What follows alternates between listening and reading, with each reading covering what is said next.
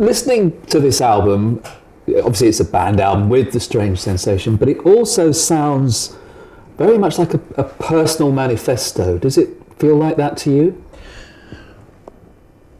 A manifesto, a group of statements from a guy who didn't think he got anything to say. I spent so many months dreading the idea of reaching the point where we had some fantastic music which required a lyric. Because the whole idea of lyric and tune, placing ideas and theories and insinuations into a 3.5 minute piece of music is a very, very difficult place to go. It's not Moon in June, this music. It was a very difficult place for me to go, because the different times of your life, you have something to say, but it's based on your experiences at the time. Some of them are incredibly personal, but sometimes you have a vision or a view or an opinion which suddenly comes out of nowhere and fills the screen. And this entire record is about all the bits and pieces of Robert Plant that have been knocking on the back of my subconscious to come out. So it's been a very cathartic, very strong time, and a big surprise. Well, we'll come on and talk about some of the songs, but that's how it worked, is it? You worked up the music with the band, and then the lyrics came afterwards. The music arrived, it's a very, very energetic and creative circle of players and musicians. I mean, I think that we found this fantastic place. The 6 of us are very good friends, but we also have this affinity, this directional capacity to cover quite a large spectrum of musical whim and will. And these songs were developing in the most simplistic way. A lot of the stuff recorded directly onto Clive Deemer's laptop. So in places there's just mono drums, which are split across the stereo picture. So you've got, from a technical viewpoint, we were catching stuff that was so seminal as we went along. Just catching it and saying, there's nothing better than this. This is a 1958 drum sound, and that's it. So the music was arriving from all points, east and west, and I was becoming more and more intimidated with the idea of taking back these little scraps, these little diamonds, beautiful gems and jewels, back up to the countryside to study him and to sit there with a bottle of Plymouth gin. The music was there, and I just didn't know what to do, what to say, and then I got it. I got it in such huge doses. I was dancing in the dark. It was superb. It was amazing. And musically, all of your diverse influences, and indeed influences from all 6 of you in the band, really seem to be represented, from rock to blues to a West Coast thing to tender acoustic numbers and a world music Arabic influence. Very, very diverse. Yeah, there's the diversity is very stimulating. It makes for quite an unusual patchwork of trueness. There's a truth about the playing. None of the members of the band, the musicians or myself, are trying to go somewhere for any other reason but for the truth, for a musical truth. So we found this cohesion and spirit where there's nothing superfluous to needs. There's no attempt to join any kind of contemporary fraternity of musicians or whatever it is. It's just a very individual recipe, and in it and within it there are some quite remarkable marriages. We've spent time in northern Mali. I've spent quite a bit of time in the Atlas and sub-Atlas, above the Sahara in Morocco, and I've got this wanderlust and this romance and this kind of muse that joins me and visits me and is part of my being now, which I'm very, very pleased about, because it could have been cabaret. You know, I could have done 4 nights at the Albert Hall singing ballads if I'd have worked on it for a few years. But instead of that, we have a collision of Western rock and roll mixed with this Malian Tuareg rhythmic stuff, where neither element of music is compromised. It's an absolute collision without any pretense at trying to make it, a cosmic progressive rock album, or trying to tip your hat to sub-Saharan Tuareg music or whatever it is. It's an absolute brand new place to go, And I mean, it sounds a bit sort of overtly confident, but it's a fact. It's a new area. It's because it's not trying to be smooth and cultured and getting ready for the Royal Festival Hall, to prepare oneself for this great moment when Ali Farka Touré comes on and jams. It's got nothing to do with that. This is our own unholy liaison. And perhaps for that reason, it also seems like Robert Plant stepping back into the fray after several years of sort of deliberately low-key projects, cover versions and playing pubs and low-key venues. Is this a step back into the maelstrom? I don't think I'm going forward, backwards, sideways.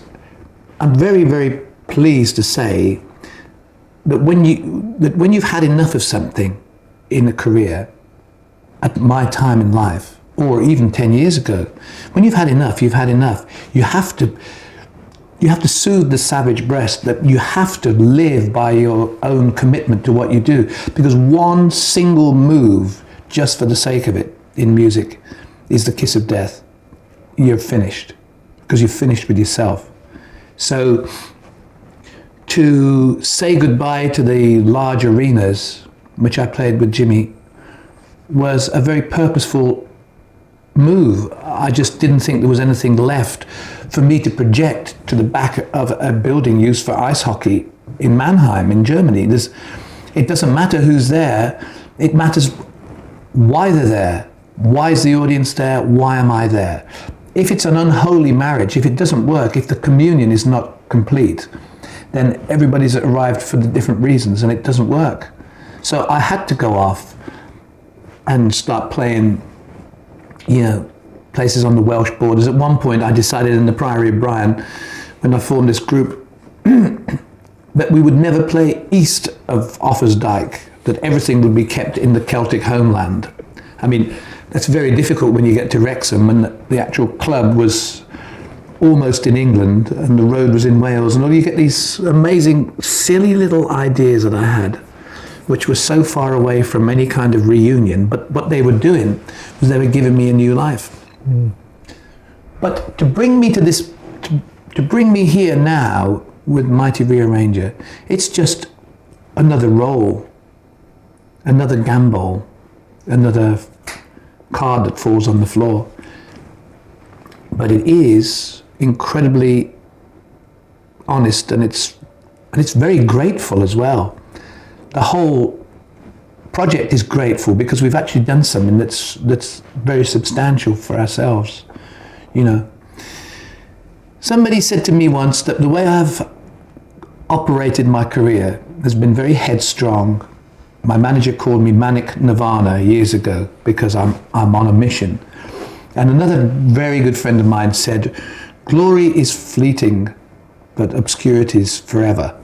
And I said, well, why are you all knocking me? I'm pushing the rock up the hill, but I'm having a great time. So I think that this alliance now has reached a particular point where I don't know whether I'm back in the ring, slugging it out. I don't think there's any ring. I just think there are great gigs and great songs, and an audience somewhere perhaps. But even if there isn't an audience, it's a spectacular masterpiece to have reached this time in my life and be this excited about something. But I think because it is such an honest and powerful record, I mean, I can read the reviews now in my mind, what my fellow critics are going to write. They are going to say, this record means Robert Plant is back. Are you ready for that sort of reaction? Well, I don't know whether or not people would say that I've returned. He's regaining his crown. Well, I mean, I don't know who's got it or who had it last. It's a bit like pass the parcel. I just think that Dreamland was a very important record for me. It's the only time in my career, apart from nicking a few old blues songs, that I've ever done anybody else's songs. The unfortunate thing, the phenomena of critique, is that journalists tend to say that if you do an album of covers, you've run out of ideas. Well, that couldn't have been further from the truth. It was just that I always wanted to sing Song for the Siren and all that sort of stuff.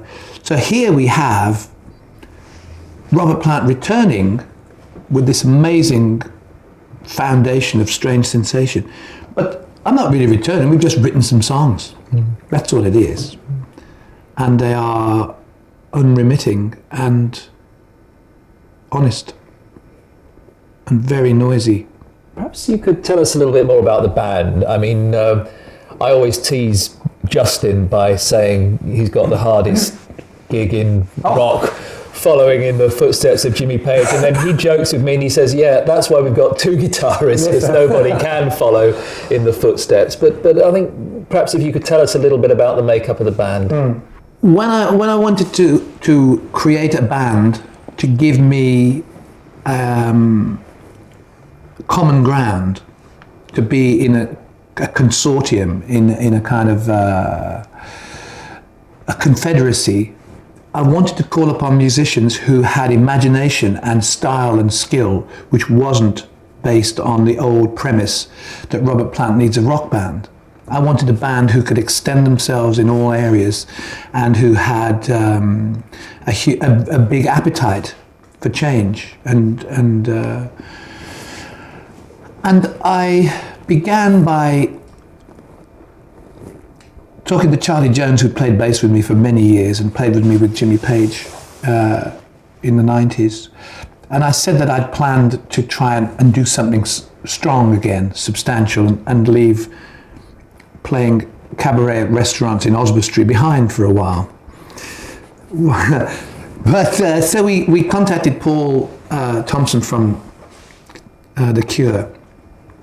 And then my sound engineer told me that Clive Deemer, the drummer from Portishead, who worked with Ronnie Size and Big Town Playboys and so on, might be approachable. And he happened to live in Bath, near Charlie. I spoke to him and he said he'd like to come along and try something out. John Baggott, the keyboard player, and Moog General had worked with Clive with Portishead and Massive Attack. So the band started forming in a strong way, and it was to find a guitar player. I mean, there are so many styles of guitar that are all intrinsically very, very good. And I played with some great guitarists, and especially most of my successful work had been with Jimmy Page, who is probably, the guitar meister above all other players, because his nous and his edge was unremitting. He really did have an angle covered, which was not always about dexterity, but it was about attitude and eloquence, which he had just truckloads of. So I needed to find a guitar player who had nothing to do with that, but had his own shape.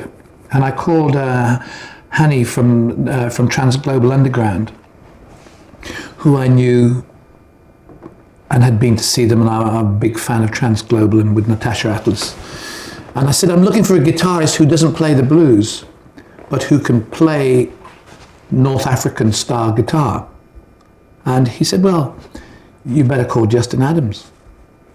And I thought, I'm going to be calling this guy who has got his shape already sorted out. He's obviously on some eclectic record label. He's doing this stuff which is, going to be quite serious. And he may be a little bit too Catholic for this.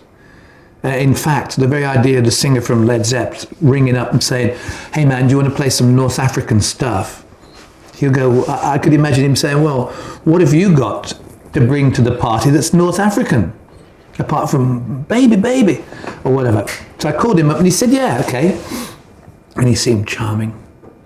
And he was very, very charming and very, very discreet and diplomatic. And I find out that he's into The Clash, and he played with Sinead O'Connor and, Jar Wobble. And he'd more or less done everything, but he got his groove down. Shortly after, Paul Thompson left the group. He only came for a little while, and Skin from Cast came to the audition to replace Paul. And for a guy coming from a whole different area altogether that I never really gave much credence to, I couldn't believe what amazing vision the guy got as a guitar player. Sonically, the whole sort of ethereal elements of guitar effect, phenomenal. And the way he sort of complimented and ran off with Justin was superb, absolutely amazing. The two of them together working on A House Is Not a Motel by Arthur Lee's Love. I mean, the styles are so far apart. It was amazing. Justin sounded like sort of Howlin' Wolf in Dakar, and Skin had this filigree which was somewhere between a Big Brother and the Holding Company moment and George Harrison. It's great, unbelievable. So, as it happened, the group got stronger because of that. Charlie left the band to join Goldfrapp about 18 months ago. And the Bristol connection was then very strong. Everybody was from Bristol except for Skin, who lives on the top of a mountain in Wales, and myself on the Welsh borders. So it seemed like a good idea to try out bass players who might live nearby. This reminded me of the Band of Joy when I didn't want Bonzo in the group because he lived too far away, too much petrol. So Billy Fuller came along, who works in a vinyl record shop in Bristol, who had amazing knowledge of East Coast garage punk, 13th Floor Elevators, Rocky Erickson, legendary Stardust Cowboy. He had all the kind of backbone of information that you need, and he also had a fuzz bass. So he's joined the group and he's added a fantastic colour to the whole thing. And it's quite primeval, the bottom end of our band. The rhythm section are coming from all over the place. It's magnificent. It's great. So we've got massive drum things going on. And now we've just found that we can all sing. So we've got 3-part harmony. So we just got to do some Beach Boys songs now. Excellent, that was very good. Yeah.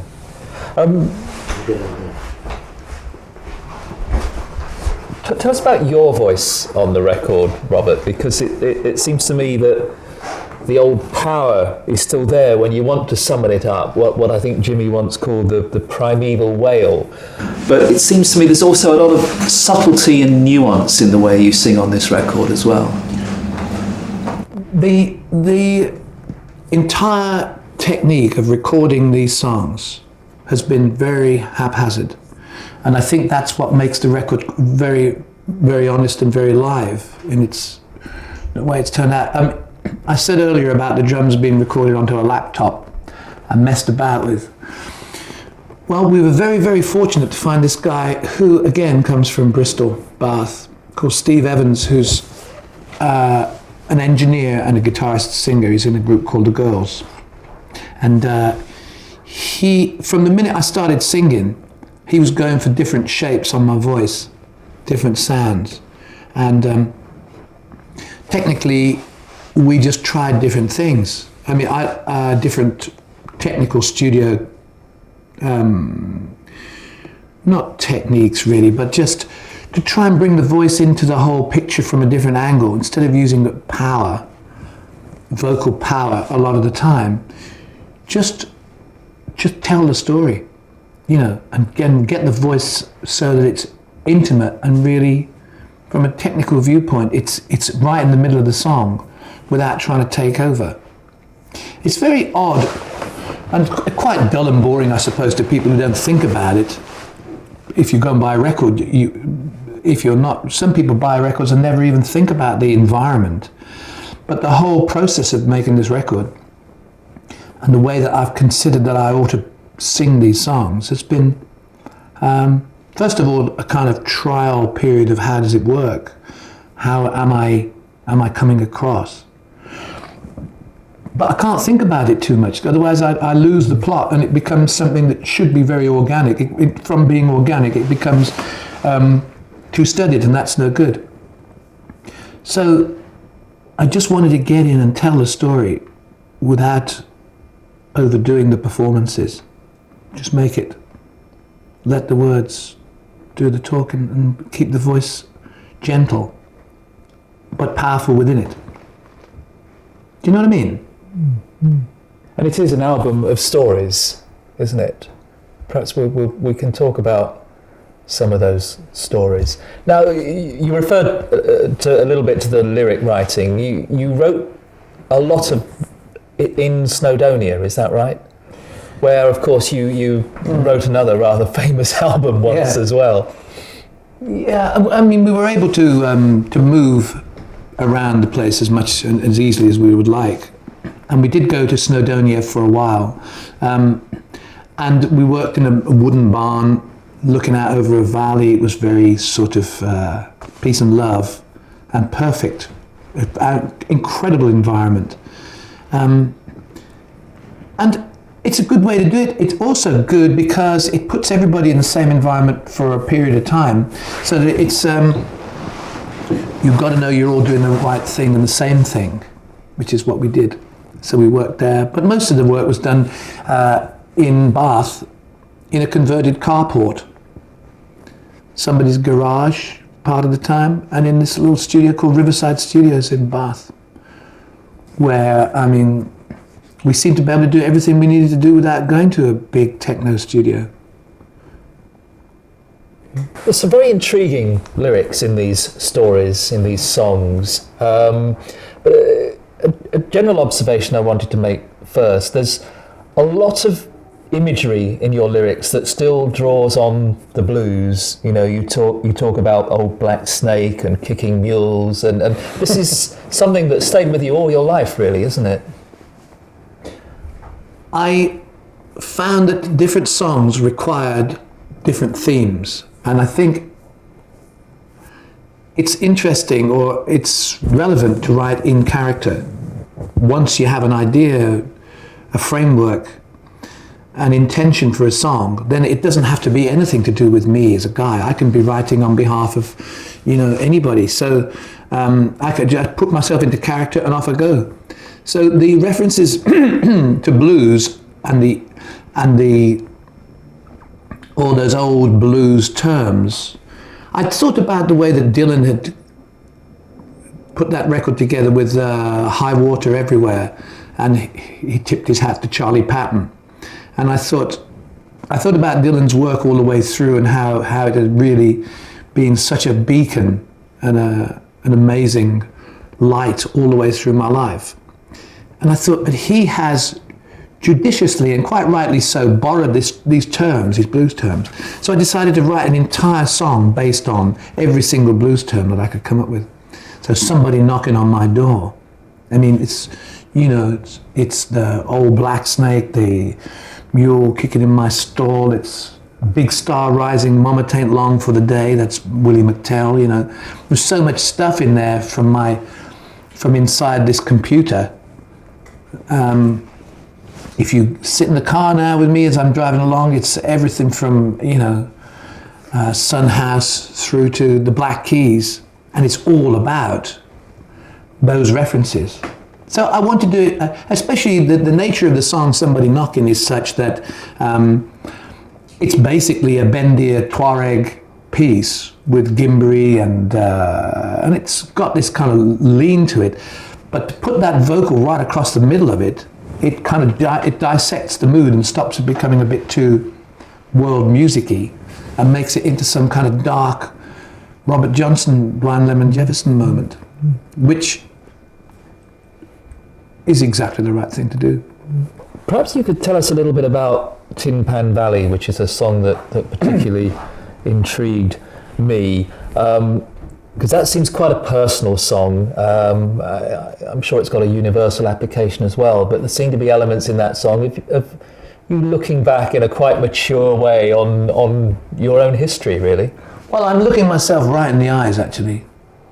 Tin Pan Valley is a statement of where I am if I'm not careful at any point in my life today, this very minute. Is this a compromise? Am I shafting myself by my ambition? Am I so mature that I know so much that I kind of miss everything? Am I living a dual or triplicate life in absolute series here, where I can be this guy now, I can be an absolute confident raconteur, I can go to dinner parties, I can do this, that and the other, but my time is being burnt by the seasons that have come to me right now. I've got to be very careful that I don't end up being so much of a parody based on my previous success that I just talk in this song about, making sure that I'm aware of that and that other people might be aware of it too, that there are two paths you can go by. But in the long run, you got to watch out for the cabaret. You got to be careful that everybody's idea of my success isn't at a compromise and at a price which is absolutely unpayable. I can't pay the price to gain the success. So I stay on the edge, shouting into the melee, whoa, be careful. Don't do that. While people are whispering in my ear, this is great, this is fantastic. So it's a kind of where I'm at and where I'm not, if I'm not careful, where I will be at and where I may be at. Okay. But the thing about talking about lyrics is that I want to know why Neil Young has never told us about expecting to fly. So I think that the whole idea of this album being, if it's a revival of my intent, it's basically a liberation of my ability to write lyric with the most amazing combination of musicians. The catalysm of what we have is huge, but to try and explain away the motives behind lyrics in the song is not appropriate, because I'd rather not know the truth behind Arthur Lee's, what he's got to say, or the substance of songs should be left, the ambiguity and the mystery, and I agree, the mystery is part of a great song. But at the same time, there are songs on this record where you are very much engaging with current events in the world without getting too political. But there are songs like Freedom Fries and one or two others, Another Tribe perhaps, where you have engaged in a quite strong way with what's going on in the world around us. I would have thought that with the world and in the condition that the world is in at the moment, and all our destinies and our confidence and our rapport with our brothers being at such a point, that maybe music should have some occasional comments to make, outside of Steve Earle and people like that, but there should be somewhere within everybody's song, there should be some kind of awareness and some kind of statement, or if you go onto the website of Massive Attack, you get a daily, minute and hourly report of what war costs in every respect, which is quite sobering when you think it's supposed to be a pop world. There's lots to say, there's lots of stuff that we don't know about, there's lots of compromise. There are things to say, and but I don't have the eloquence, and I don't have what they call the knowledge, really.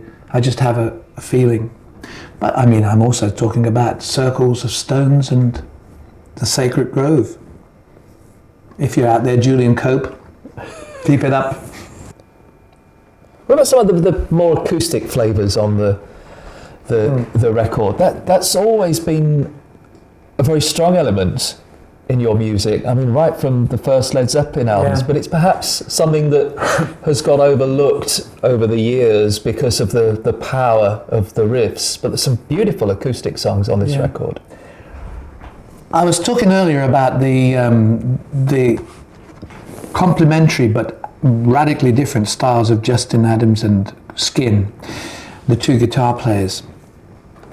The acoustic elements within our band are steered and governed by Skin, who has this capacity, and obviously he spends a long time on the mountain looking out, and it's a very pastoral life that he's got, I think, and a very rural, matter-of-fact existence. And the acoustic guitar is always by the side of the fireplace. You know, same in my house. I always play guitar. After the first half bottle of gin, I got some fantastic tunings. I think the acoustic element is a very strong part of our combined work now. And dynamically, it juxtaposes with a lot of the hard Arab riffs that we've got going on. The North African element, which is nearer to the sort of Howlin' Wolf goes to Cairo for his holidays. So it's a good area to go to. Skin plays fantastic arpeggiated acoustic guitar, and Justin complements it with this kind of lonesome Sun Volt, Jay Farrar type overdubbed fuzz tone guitar, which is sort of 21st century Chris Isaak mood that we can create now, which is really, really another area that we go into very, very happily. It's good. And it's quite an achievement. It allows me to sing more delicately, and this song on this record, All the King's Horses, is I'd written it initially about a textbook general, because, you know, whether you think about so many wars have been controlled and wrecked by guys who were just textbook generals.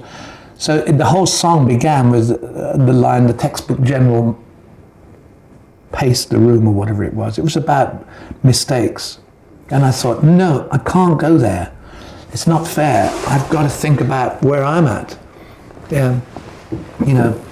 So I just found it a song about optimism and the idea of love being still an attainable and beautiful place to go. So I pour myself a brand new start on a daily basis. Howlin' Wolf goes to Cairo. I mean, the blues has been a passion all your life, and then in more recent years you've developed a similar passion for North African Arabic music. And people have made a connection between the two with phrases like desert blues and rebel blues and so on. Talk to us a little bit about that. Well, I think the blues, it's very difficult and quite unexpected, or you would think that it's not likely to happen that a kind of working class white boys in England could be so enamored and infatuated and transfixed by black African music. Our black African music when I was 12 or 13, 14 onwards was the music of the Delta, the Mississippi Delta. To find later on down the line, as I spent time, I went to Morocco in 1971 as a sort of somewhere to go. I didn't realize, when I got there and I went into the souk, into the Medina in Marrakesh, and I heard the music, it was like somebody hit me over the head with a huge hammer and said, you've got to look into this a bit more, because here is something that you've been listening to for years. It's just coming out through a different set of speakers and through different gauze and through different, with a different language, but the language of sound and the structure of scales and so on is remarkable. It's just so, it's like not even a distant cousin. these two music forms, especially when you get down towards into the Atlas Mountains and you leave the Arab area behind, and it's more of the Berber music, the shla music, and into the Sahara. It's just an amazing adventure. You actually, you blink and you don't know whether you're listening to King Solomon Hill or John Lee Hooker, or you're listening to something that's on a tape in a car that's parked next to you in the middle of Ouarzazate. It's just all these music forms mingle and intermingle without either party, neither the southern Moroccans or the northern Malians or the guys from Clarksdale, Mississippi. You could take people from the communities and send them en masse for a vacation, and they'd just go, well, wait a minute, this is the same thing. And it's almost like a kind of very simple Agatha Christie book. You've been looking for the root. You never even thought that you needed to find the root. You thought the root was a mixture of the Tin Pan Alley of the 19th century in Memphis, Tennessee, or whatever it was. But the root is back there in Africa, and it's accessible to all. It's beautiful. And I can't get enough of it. It's great. So has it been a long-term dream, if you like, to find a vehicle in which you could bring these different musical elements, given that they have so much in common, bring them together? In 1971, Jimmy and I stopped in Bombay on the way back from somewhere, and we recorded with a makeshift Indian orchestra with the help of some high-ranking people in the Government of India Films Department. We took Led Zeppelin songs to India and recorded them with Indians, and they worked. Friends and Four Sticks sounded amazing. In 1971, I went to Morocco for the first time, and later on, it got Jimmy to come with me, wrote the lyrics to Kashmir on the road to Tantan on the Atlantic coast of Morocco. And we were always, on every record, there was an insinuation and a kind of some liaison between the cultures and the music of Africa and Led Zepp. And that whole idea of there being a conspiracy of styles has stayed with me all the way through everything I've ever done. If there is a way to go in, then that way becomes evident, and there's a way in. Just as the acoustic stuff is another thing, then those little doors that open, you go, we can take that idea into that little space. And Strange Sensation have created a working environment where that door is permanently open for adventure, musical adventure, where I can sing songs from way back now, and I can give them I can put a kaftan on them, and they sound great. They got a dynamism. I can sing the lyrics without feeling bad about, hey, hey, mom said the way you move. Isn't sexist or tired or some kind of heterosexual banter. It now becomes part of a whole new shift of that song.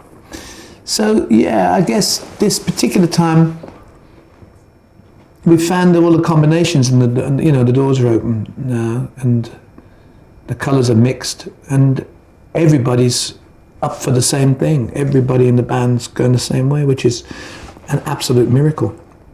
Because normally in groups you have to talk somebody around. You got to get somebody interested in it who's not really up for it or whatever. But this is just a delicate onslaught. Amen.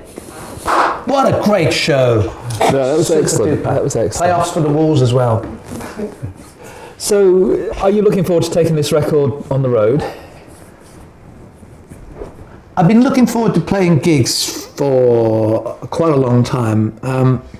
I do hope that when I play gigs, I get the kind of energy that I need from doing it, because to have gone this far with this record and to be so, not cocky, but to know that it's an achievement, the material achievement or the critical achievement and all that starts to mar and potentially sully the picture, because what we've got right now, if we never played it to anybody else and we took it away and went, it's wonderful.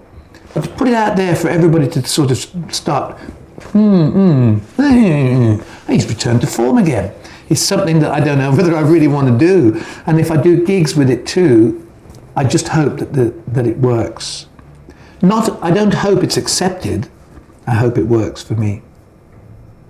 If it doesn't, I'm going back to the desert.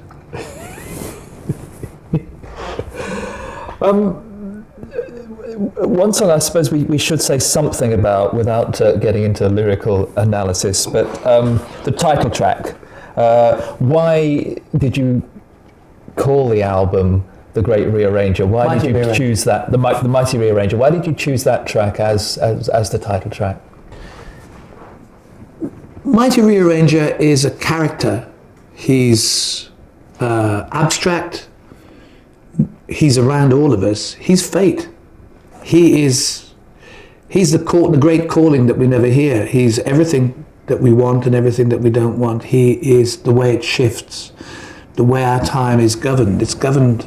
We're all governed by the Mighty Rearranger. And that's the song, the whole deal constructed with music very, very quickly, and the lyric in 2 glasses. Amazing, really, that it's such a jaunty, optimistic, reveille in a way. But it's fate. It's great. We have to respect it, but it's right there, bigger than all of us.